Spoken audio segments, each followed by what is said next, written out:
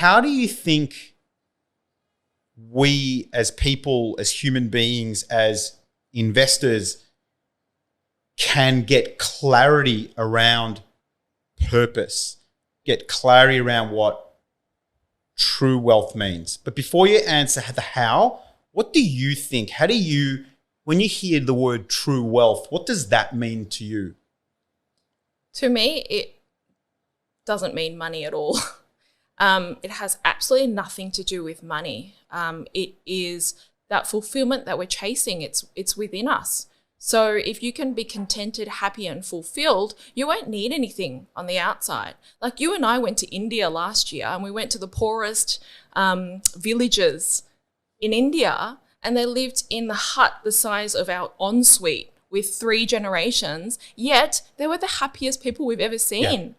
So, happiness doesn't involve stuff. Like you spend your whole life paying off one house where they probably built their hut in 3 weeks and they've got it, and they grow their own food.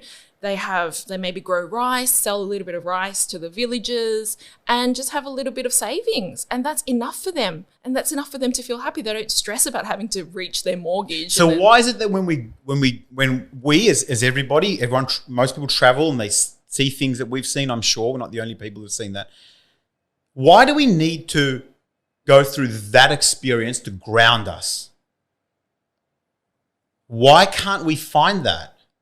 Because we're so attached to our society. We're so attached to what we believe as reality in this world. Our reality is being in the city in a developed country, having a secure job, and then wanting more. And that's what everybody does. So you want to be like everyone else. So many of my clients, where if they're single and in their even late 20s to 30s, they'll be like, oh, but I have to get married because everybody else is. Why am I still single?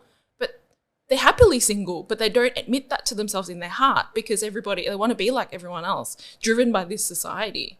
Other people expect them to be married by a certain age. Yeah, society in general expects them to be married and whatever.